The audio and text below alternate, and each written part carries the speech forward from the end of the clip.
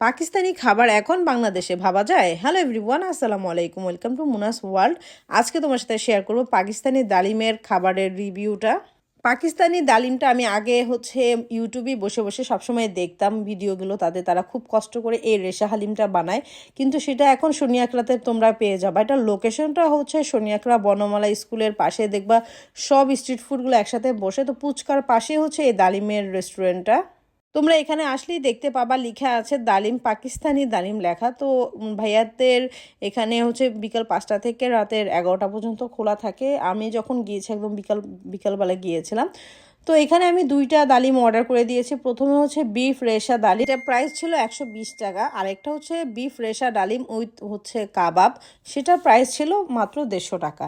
তো দেখতেই পাচ্ছ এটার থিকনেস, আর এখানে কিন্তু যা দেখতে পাচ্ছ এগুলা রেশার মানেটা বোঝাচ্ছে যে মাংসটাকে একদম এটার সাথে ব্লেন্ড করে তারপরে এই ডালিমটা বানানো হয়। এটার প্রসেসটা কিন্তু খুবই লং একটা প্রসেস এই ডালিম বানানোর। এটা একদম মাংসকে পুরো মেল্ট করে দেন এটার সাথে ডালটার সাথে রান্না করা হয়। এটা কিন্তু খুবই লং একটা প্রসেস।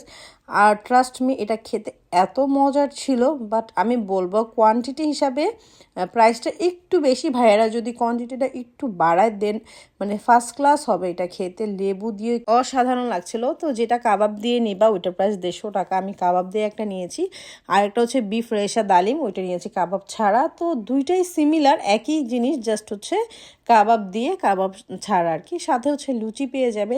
6 টাকা না জানি 5 টাকা প্রাইস ছিল। তো কাবাবটা একটু খাবো। কাবাবটা একটু এভারেজ ছিল, কাবাবে মাংস ভরপুর ছিল, বাট টেস্ট একটু কম ছিল কাবাবের। ডালিমটাই আমার কাছে বেশ মজা লেগেছে। আর এইটা খুবই মজা লেগেছে, গরম গরম উপরে বেরেস্তা দেওয়া ছিল, সাথে লেবু ছিল, জাস্ট অ্যামেজিং। এখানে কিন্তু তোমরা এই মাংসের সাথেই ডালিমটা রেডি করা হয়। এখানে এক্সট্রা আর কোনো মাংস পাবে না, যে এক্সট্রা মাংস এই যে দেখতে পাচ্ছ একদম রেশা রেশা টাইপ একটা জিনিস, এখানে কিন্তু সব মাংস দিয়েই তৈরি করা। তার জন্য মেবি এটার প্রাইসটা একটু বেশি, বাট এটা খেতে খুবই মজার ছিল। তোমরা অবশ্যই এখানে গেলে ভাইয়ার এই ডালিমটা ট্রাই করবে। আর লুচি দিয়ে খেতে আরও বেশি মজা লাগছিল, আমার কাছে তো বেশ মজা লেগেছে। তোমরা অবশ্যই এখানে যে ট্রাই করবে তাহলে বুঝতে পারবে এটার টেস্টটা কি পরিমাণ মজা। নর্মালি আমাদের বাংলাদেশের হালিমের থেকে একদম ডিফারেন্ট একটা টেস্ট, একদম আলাদা। এটা দেখতে সিমিলার একদম আমাদের বাংলাদেশের হালিমের মতো, বাট কিন্তু এটার টেস্ট একদমই আলাদা। এটা খেলেই তোমরা বুঝতে পারবে, এত মজা লেগেছে আমার কাছে। তো কারা কারা ডালিমটা ট্রাই করেছো আমাকে কমেন্ট করে জানাবে। আর কে কে শনিয়াকড়া থেকে দেখছো সেটাও আমাকে কমেন্ট করে জানাবে। এখন থেকে আমি চেষ্টা করবো সব জায়গার ভিডিও দেওয়ার। শনিয়াকড়া বনমালার সামনে আসলে এখন অনেক অনেক স্ট্রিট ফুড পেয়ে যাবে। আর তোমরা যারা ভিডিও দেখছো তোমরা আমাকে কমেন্ট করে জানাতে পারো যে ইউনিক ইউনিক আইটেমগুলো কোথায় পাওয়া যায়, আমি সেখানে যে ভিডিও করার চেষ্টা করব।